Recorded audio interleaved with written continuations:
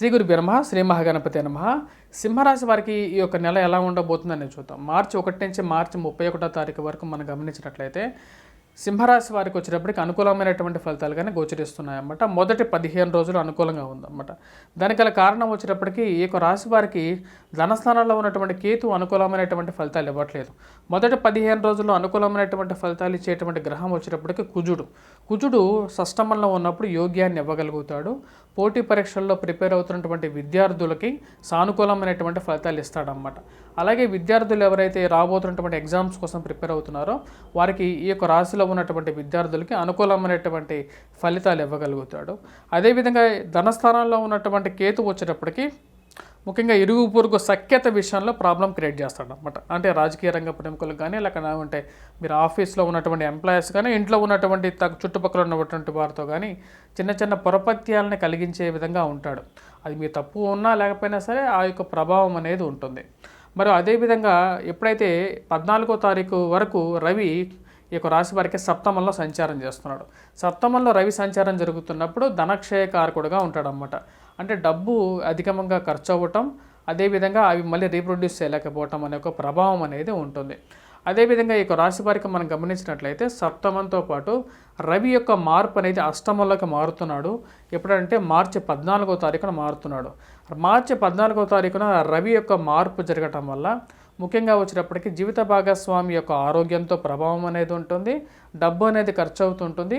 ఇరుగు పొరుగు సఖ్యత విషయంలో కూడా ఈ యొక్క ప్రభావం అనేది ఉంటుంది.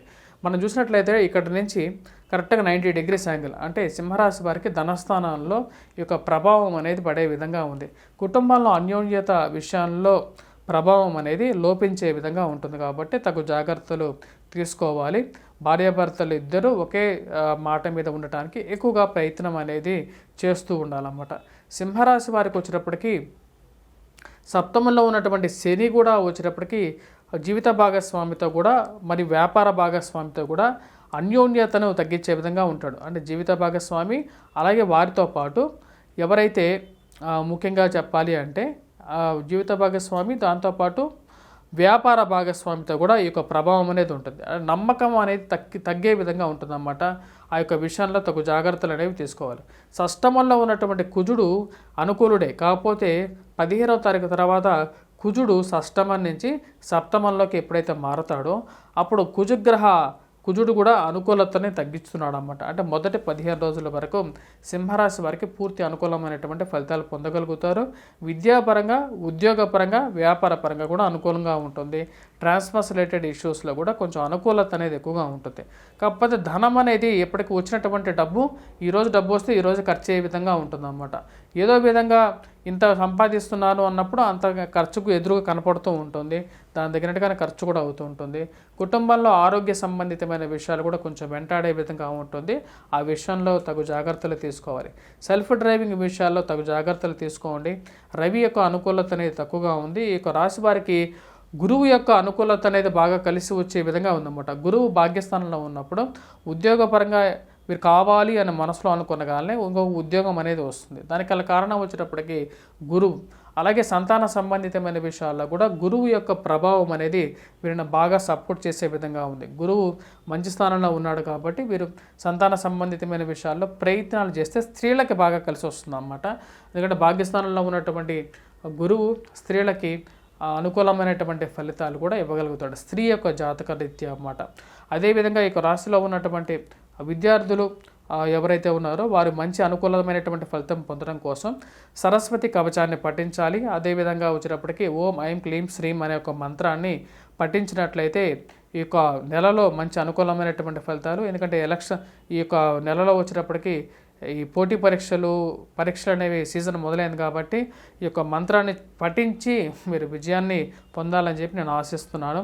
అలాగే ఉద్యోగ ప్రయత్న సంబంధితమైన విషయాల్లో కూడా ప్రయత్నం చేసినట్లయితే మొదటి 15 రోజుల్లోనే మీరు ఎక్కువగా కాన్సన్ట్రేట్ చేసి చేయండి. మీకు విజయాన్ని పొందడం అనేది జరుగుతుందన్నమాట. అంటే ఉద్యోగపరంగా స్థలం మార్పిడి చేయాలనుకున్నా సరే మొదటి 15 రోజులు ఈ యొక్క రాశి వారికి ఎక్కువగా అనుకూలంగా ఉంటుంది. ఇరుగు పొరుగు సఖ్యతలో అనుకూలత కోసం, అలాగే స్థిరచరాస్తుల కొనుగోలు విషయంలో తగు జాగ్రత్తలు తీసుకోండి. కేతు సరైనటువంటి స్థానంలో లేడు, అష్టమంలో రాహుగ్రహ సంచారం ఉంది కాబట్టి ఆరోగ్యంలో అనుకూలత కోసం, జీవిత భాగస్వామి ఆరోగ్యంలో అనుకూలత కోసం రవి యొక్క శ్రీమనారాయణ స్వామిని పూజించడం, సూర్యనారాయణ స్వామిని పూజించడం, అలాగే రాహుగ్రహ కవచాన్ని పఠించడం అనేది ముఖ్యమైన సూచన. కేతుగ్రహ కవచాన్ని కూడా వీరు పఠించాల్సినటువంటి ముఖ్యమైన సూచనగా చెప్పడం జరుగుతుంది. మరియు అదేవిధంగా ఈ రాశిలో ఉన్నటువంటి వ్యాపారస్తులకి వచ్చేటప్పటికి ధనక్షేమం ఉంటుందన్నమాట.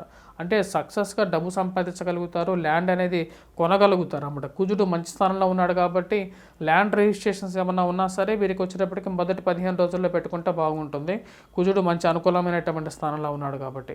ఈ యొక్క రాశి వారు వచ్చేటప్పటికి ముఖ్యంగా కేతువు సరైనటువంటి స్థానంలో లేడు కాబట్టి 15 రోజుల తర్వాత వీరు ఏదైనా ఇది చేయాలనుకుంటే, అంటే రిజిస్ట్రేషన్స్ ఏదైనా చేయాలనుకుంటే ఒక మంచి ముహూర్తాన్ని చూసుకున్న తర్వాత ముందుకు వెళ్ళటం అనేది ముఖ్యమైన సూచన. ఎందుకంటే కుజుడు 15వ తారీఖు తర్వాత సప్తమంలోకి వెళ్తున్నాడు కాబట్టి అంత యోగించే విధంగా లేదు. కోర్టు సంబంధితమైనటువంటి ఇష్యూస్లో కూడా మొదటి 15 రోజుల్లో కొంచెం సానుకూలమైనటువంటి తీర్పులు వెలువడే విధంగా ఉంది, అది కూడా యోగించే విధంగా ఉంది. సుబ్రహ్మణ్యేశ్వర స్వామి ఆరాధన అనేది కూడా 15వ తారీఖు నుంచి మొదలు పెట్టాలి. సింధూరాన్ని ధరించాల్సినటువంటి ముఖ్యమైన సూచన. అదేవిధంగా వీరు రవిగ్రహ అనుకూలత కోసం, ఉద్యోగపరంగా మంచి అనుకూలత కోసం 15వ తారీఖు తర్వాత సూర్యనారాయణ స్వామిని పూజించడం అనేది ముఖ్యమైన సూచనగా చెప్పడం జరుగుతుంది. స్వస్తి.